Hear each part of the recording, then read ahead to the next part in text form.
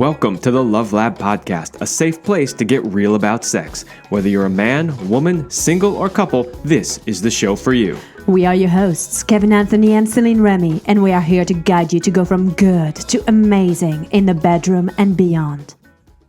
All right, welcome back to the Love Lab Podcast. This is episode 146, and it is titled The Future of Sex. Now, people might be thinking, hasn't sex pretty much been the same act since, like the beginning of time? What's really going to change? But it's not so much that the penis in the vagina bit changes much, but it's the attitudes of the people doing it and the things that are socially acceptable, not socially acceptable, what people want in the bedroom, what they don't want in the bedroom. And those things really do shift and change over time. So I think it's actually really cool to check in at least once a decade or so and see where's the barometer at, what are people wanting? What are they doing these days? And so on today's show, we have a special guest who's going to talk about that. And we'll introduce her officially in just a moment. But what's fascinating is that her organization did a pretty comprehensive survey, and we have real statistics, real answers to answer these questions. We are not just going to look into our crystal ball and see what we think might be happening. We have some actual data on that. Yes, and it might not be what you expected. I was actually surprised with some of these things, so I can't wait to talk about this. But before we get started, let's give a big shout out to our sponsors, Power and Mastery. So if you want to join the secret club of men who are great in bed, then check out Power and Mastery at powerandmastery.com. It is the most complete sexual mastery training for men. Whether you want to have harder erections, last longer, or increase your sexual skills, there is something for you at powerandmastery.com.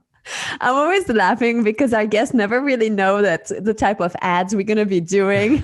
And I love watching our guests' faces when I'm talking about erections and lasting longer.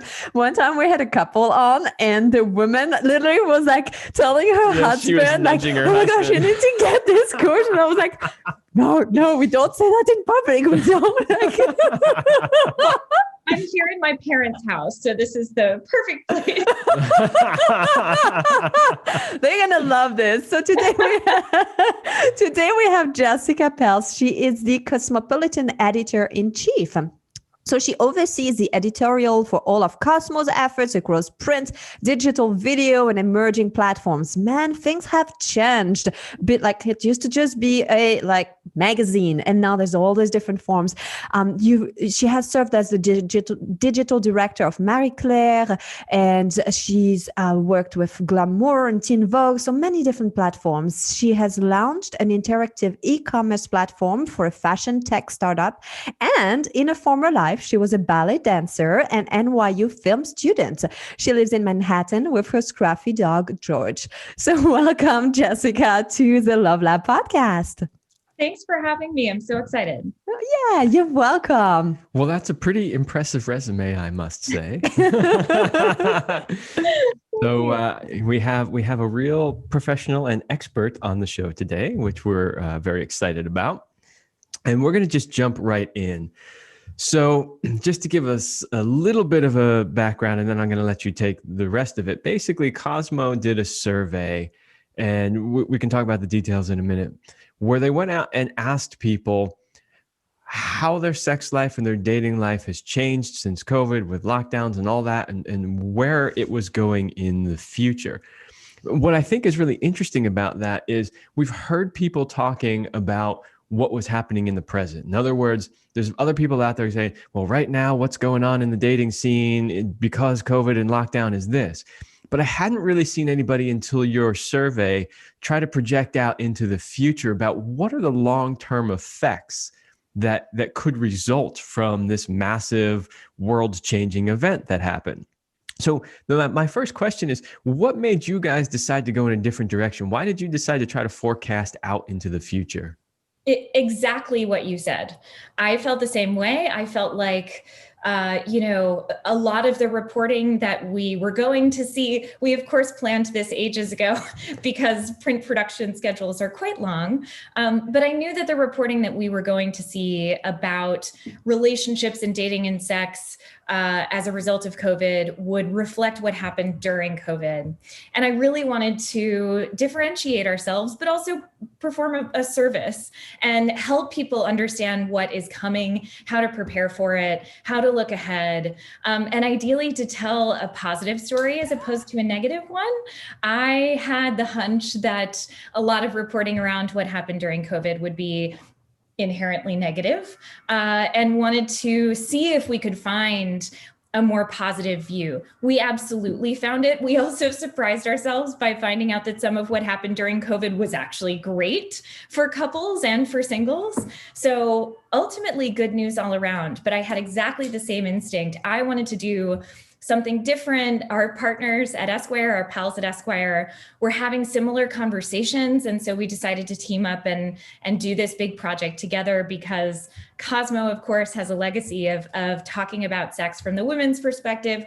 Esquire has a legacy of doing so from the men's perspective. And we felt like if we came together and pulled in our very respected colleagues at the Kinsey Institute, that we could do something that would feel really definitive. Yeah, and I love that you guys did that by bringing in the Kinsey Institute because it definitely lends even more credibility to the results. Most people are familiar with the Kinsey Institute and what they do. So sometimes people go, oh, those magazine surveys, like, take them or leave them. But you guys, from what we can tell, at least anyway, actually really did like a good, not just a good faith effort, but like you did a real like solid survey. So I think that means a lot for the results that we see. Yeah, I love working with partners like Kinsey for that reason. They can make sure that our data set is nationally representative. And that's exactly what we wanted. We didn't want, self-selected information that was reported to us by people who were really interested in talking to us, because those kinds of people are not necessarily reflective of the whole population. And working with Kinsey was a really helpful way of not only making sure that we were asking questions of the right people, but that we asked them the right questions that got us to these really insightful answers.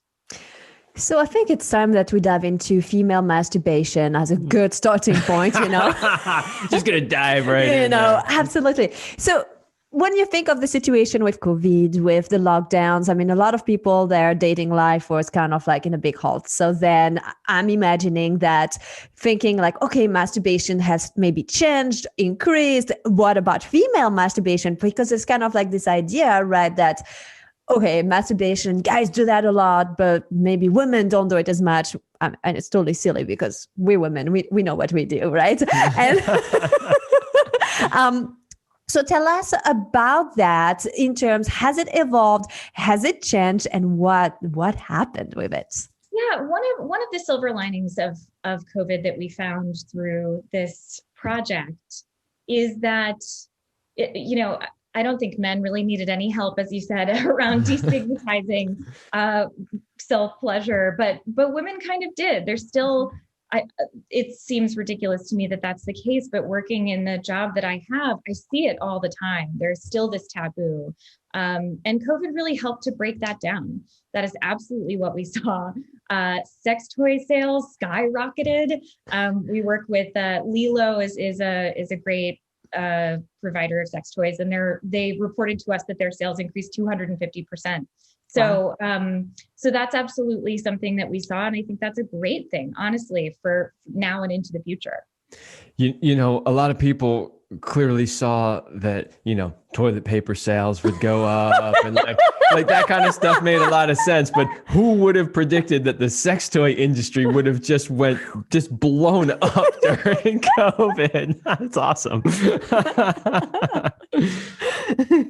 Okay, so this is going to take us to the next thing. Now, there's just want to tell the audience there's way more findings in this report than we can really cover in this interview. So what we did was kind of cherry pick some of the things that we thought would be really interesting to talk about. But we do recommend go read the whole thing because honestly, I would want to ask you about literally every one of these stats that are listed here because I find almost all of them really fascinating. But we cherry picked, so... And if you want the full article, the link will be in the description below too. So you can click and read it on Cosmo or Esquire. Okay, so the next one is, this article makes a pretty strong stand that this is going to be the death of the one-night stand. So I'm curious if you could elaborate a little bit more on what that means, and then maybe tell us, like, okay, if the one night stand is dead, what replaces it? Right. Right. I think a lot of us expected that COVID would end, singles would flood the streets and go absolutely wild. I was shocked to find that that is not the case. That is not what the people who were single during COVID reported to us that they want anymore.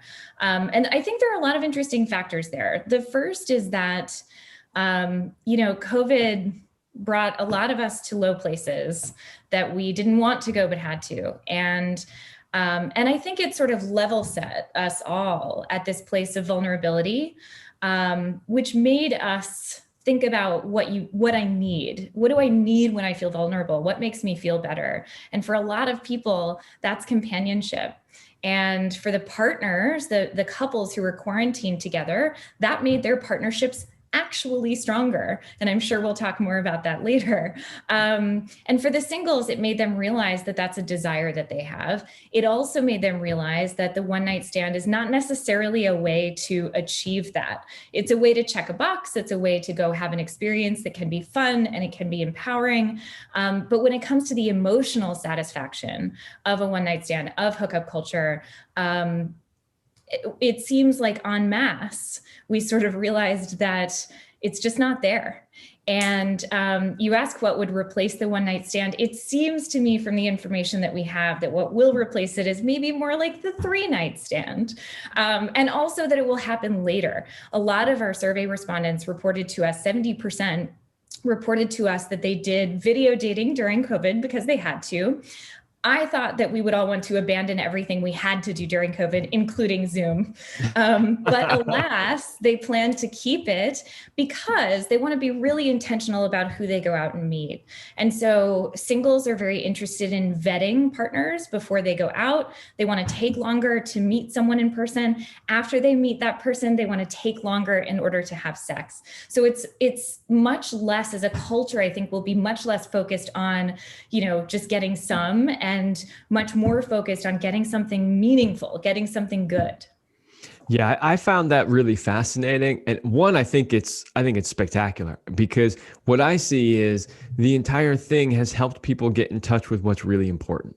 Yeah.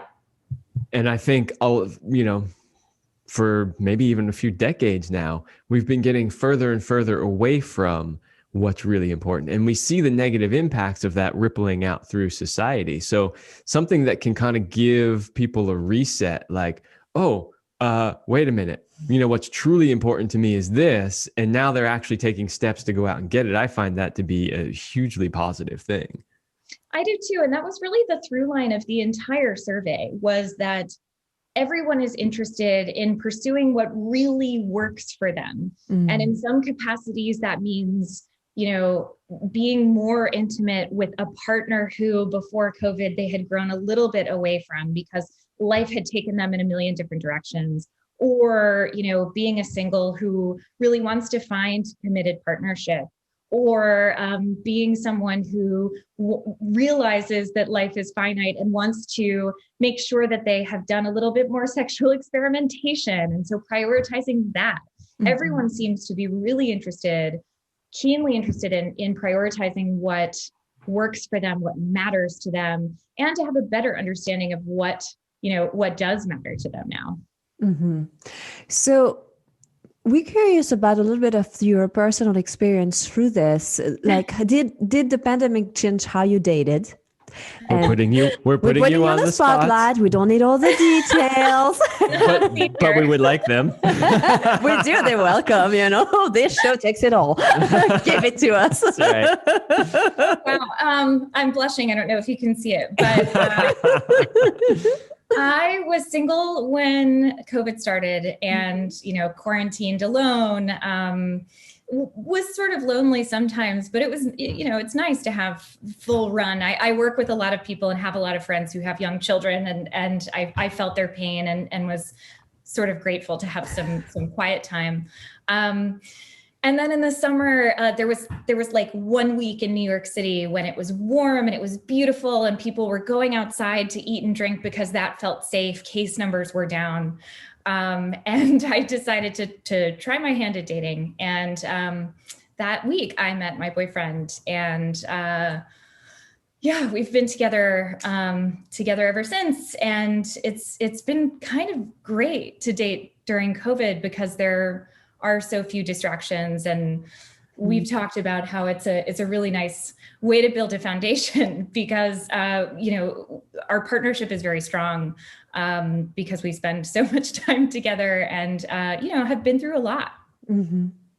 So did your dating strategy change for you? Like basically you're becoming our survey, like speaking, right?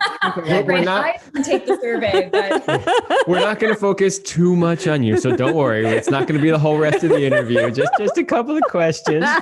You get to warm up to the audience. Dating strategy. I don't know that I really had one, which is maybe funny for someone in my position, but I didn't necessarily have a strategy or think about one. I just, wanted to find someone who was really interesting to me. And I like meeting people and having conversations. And there is kind of no experience that I think is bad, so long as it was interesting and so long as I learned something about someone that I didn't know before, or something about myself that I didn't know before. So I don't know that I had a strategy, really. and that's perfectly fine. It sounds to me that, kind of what happened for you is very similar to what we're talking about, which is that once we're forced to slow down, because it's really easy when you're single and you have a big job, and you live in New York City and life is this frantic pace over there. And it's really easy to just get caught up in that. And before you know it, like 10 years go by and you're like, I haven't really dated much or even had a strategy, right? So it seems what happened is when things forced you to slow down, you started to reconnect with, hey, what's important? It's like, hey, I would like to have a partner, Yeah, that's exactly right. Busy jobs in New York City, busy social lives. My friends and I joke about how we have to plan our social gatherings 2 months in advance because we all have so much going on. And you're right, that forced slowdown, I think, was really beneficial for me. I think it was beneficial for many people. Obviously we were already together and married, so it didn't. That's why our situation wasn't in the dating. But even for us, just in readjusting in things that like what matters really. Like it's really that part. It's about like, what is it that truly matters? And then that you don't need things from the outside to make you happy. And I've seen that with many couples. A lot of couples' strategy was to go outside and go on dates and go to do this and that, or need these external things to kind of feel like it's keeping their relationship together. But then in having to be forced to be more into one location and lockdowns and things like this, people had to start to figure out how to be more creative again together. And I think that creativity. Yeah, absolutely. And we'll be talking a little bit more about how they were getting creative. Exactly. We have some numbers and some data here. So before we talk about that, let's make a quick break for our sponsor ad, which is brought to you by Kevin and I. Mm-hmm. So this is something for all the couples out there who are in a committed relationship, but stuck in a rut and going through the daily motions instead of connecting the way they used to. If you are tired of stale mechanical sex and lack spontaneity and fun, and you want to live a life that is not average, then Kevin and I would like to invite you to join our highly sexed Power Couple Platinum program. So if you give us 90 days, we will help you bring the passion back between the sheets and be synced up sexually so that you can thrive with more purpose and passion in life, in case COVID hasn't done it for you just yet. So go to CelineRemy.com/passion to learn more about our program. Okay, so I want to go next. I'm going to skip this one and go to the next one here, because we've been talking about it quite a bit already, which is one of the stats was that 44% of the people that responded said that commitment was more important to them now than it was before. And so I kind of wanted to talk a little bit about that whole piece, because what we were seeing a lot during COVID, as far as media reporting, were things like domestic violence is up, child abuse is up, drug use is up, suicide is up, right? So we're getting all this negative reporting about all of these things that really are bad. But what you found in the survey was that people started literally becoming more committed to each other, whether they were already in a long-term relationship or just dating. I mean, 44%, that's a pretty big number. Yeah, it's a massive number. And it's, we saw, however we asked that question, is commitment what you're looking for next? Do you care more about commitment now than you did before? We got, if not a majority of respondents saying yes, very close to that. And I think, part of it is that it comes back to what we talked about in regards to being really honest about what you need and being okay with being emotionally needy, which for a long time, none of us have been taught that that's okay. Like, men are told that they have to be stoic and strong. Women are told that if they're emotionally needy, he'll think you're crazy and, play games with him so he doesn't think you are needy. And I think there has been a massive cultural reset on that, which is really important and great. And I think too that, there's so much more of a focus really broadly across all parts of life, but that certainly comes home to roost on this topic, a real focus on what feels good. And this harkens back to what we were talking about with one night stands. If you get down to it, there are a lot of people who were like, how did I feel the next day? Maybe not great, especially for women who, the messaging is very much that like casual sex is all about empowerment.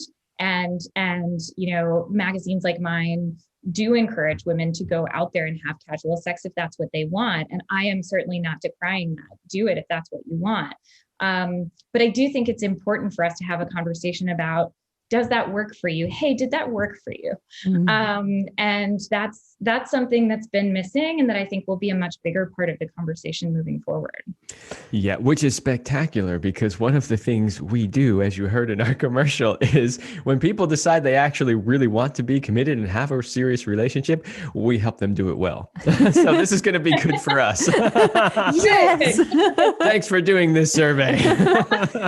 One of the other stats that was pretty cool is that 64% are not interested in having more than one sexual partner at a time, which I was very surprised because I think going in, I thought, well, people were deprived. If you weren't in a partnership and then you were kind of single and you're like, oh my gosh, I'm so sex deprived. I need to fuck everything that moves, right? But actually more than half say that they're not interested in doing that pattern anymore.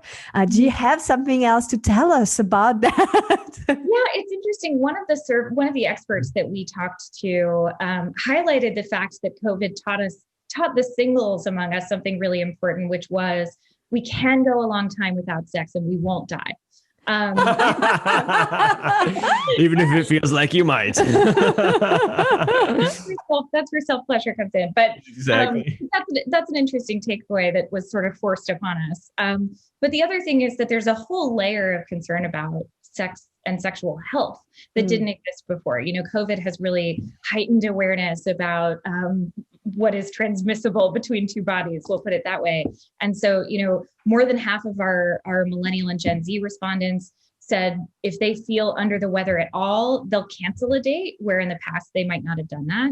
42% of them say that they are more likely to ask a partner about their health status before they get into bed together, before they go on a date together, which is really impressive. My hope is that this means that condom use will go up at the same time. Yes. But there's definitely a new layer. It's not just STIs that people are concerned about anymore. It's, of course, COVID. Yeah, this is fantastic. I mean, we have to look at any negative situation and look for the bright sides, right? And in this particular case, some of the bright sides that I see are things like people actually now, before they go to an event or they show up to work, if they're not feeling well, they actually think twice about it. Right. Mm-hmm. And they're more likely to stay home. All the years I worked in corporate, all flu season long, there would be at least one person, if not several people in there that were absolutely obviously sick with the flu and they were showing up to work anyway. And now people aren't doing that. washing their hands. People are actually washing their hands now. How amazing is that? Yeah, I mean, it's an interesting social contract. I think we're giving each other permission to stay home if you don't feel well, and hopefully that keeps us all, healthier in general. If you have fewer people who are coughing all over each other at the office, and then of course, work life has changed drastically and will be changed drastically by this, and will be much more open to the flexibility of working from home. So, hopefully cold and flu season at least is hits us less hard than it used to. Absolutely. And I love the fact that, sometimes I don't give people enough credit, but I love the fact that they are seeing that aspect of it, what we just talked about, the hand washing, the staying home if you're sick, and they're also making the same associations in the dating and sex world, right? That is wonderful, that they can realize that it's not just about the flu, that it's general health principles that should be practiced everywhere and including your dating life. Absolutely. I mean, the interesting thing about COVID is that it's so contagious that if you are within the same 3 feet of another person, you might as well go all the way with them. And so I think that is part of why singles tell us they're more interested in taking longer before they do meet someone in person, asking questions about their health status before they, get to the point of even shaking hands. So there's another part to the survey that I want to talk about, which was that the data was showing that social isolation has reset people's priorities, like we said. But where it showed something that I did not expect is that 69% of men feel more affectionate and only 49% of women. Yeah, sounds about right. I think part of that is, childcare is a big part of this. I think, what would explain that to me is that there are men who have not been acutely aware of the nature of childcare, of how demanding childcare is for the women in their lives, and who now had, immediate exposure to it all the time. And therefore had some extra appreciation for the dynamics of the household. That might also explain why women did not feel quite the same way. Yeah, I mean, I can totally see that, but I think it's actually a good thing because again, we circle back to what we were talking about in the beginning about that reset, but knowing what's important, and men are realizing that affection is important to them, maybe even more than they thought, right? Yeah. And so again, this is another super positive point. But I know that you want to bring in the next question about the sexual exploration, because this is a good one. Yeah, absolutely. I definitely wanted to talk about that. And we kind of saved it towards the end because we thought it might be pretty juicy, but we'll see. So one of the interesting other things that your survey found was that 46% are more engaged in sexual exploration. So somehow, I mean, we know the sex toy sales went up, right? But somehow this has made people want to explore sexuality more. I wonder if you could talk a little bit more about that. You guys brought up an interesting point earlier about, stimuli from the outside world, and how that is in many ways how a lot of couples were oriented before COVID, was outward, and that COVID sort of forced them inward. And I think, there's this assumption that monogamy creates monotony, and that may have been the case for a number of people, but when you're home alone and you only have each other, and at the same time you are realizing how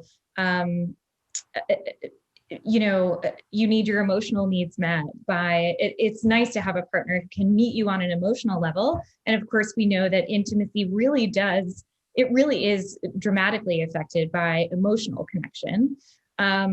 Those things all sort of combine and create a dynamic in which committed partners are, what our survey respondents told us is that during COVID, they were interested in satisfying each other more than they had been before. Partially because that's all there is to do, but also because, sex, a good, healthy sex life is an indicator of a good, healthy relationship. And that's, science tells us that again and again and again. And so in a way, that's a way to take care of each other too. Mm-hmm. Absolutely. I could not agree more. I mean, it really is true, right? Because intimacy and sexuality is a huge part of any healthy, successful, thriving relationship. Mm-hmm. So what would be the takeaways really that you got from the survey, or that you, not just you in particular, but the teams? What are some of the things that we can take away from this big survey that you guys did? I think, we're talking about sort of broad generalities here that couples are happier, that singles want to be committed. But I think we really will see and accept a more individual pursuit of happiness than we have necessarily seen before. And I do think that will be more emotionally driven than it has been in the past. And what I mean by that individual pursuit is what I mentioned earlier in regards to, like, you know what, life is finite. I want XYZ things. And a lot of people told us that what those things are, a committed relationship or sexual experimentation. And I think, due to the fact that we all lived through what we lived through, and that we were forced to take a time out from the lives that we had built for ourselves, people will be much less quiet and timid about pursuing what it is that makes them happy. And again, have a deeper and more nuanced perspective on what that happiness might look like. This is a really beautiful future for. It's fantastic. I know, absolutely. So yeah, one of the big takeaways is that it's reconnected people with going out and seeking what makes them happy. Like Joseph Campbell said, follow your bliss. Mm-hmm. Absolutely. Jess, this has been a fascinating conversation. We have one last question. It's our very last juicy question that we have for all of our guests. Tell us, what is your best sexual talent? Oh my God. Wow. What a question. How can I answer this question in my parents' home? Can I email it to you later? That's going to be my answer. I'm sorry. And all the times we've asked that question, we've never had anybody not give us an answer. But we understand you're Thanks. Here in an official capacity for your job. That's right. And you're in your parents' home. So we get it. Email it to us later. I appreciate it.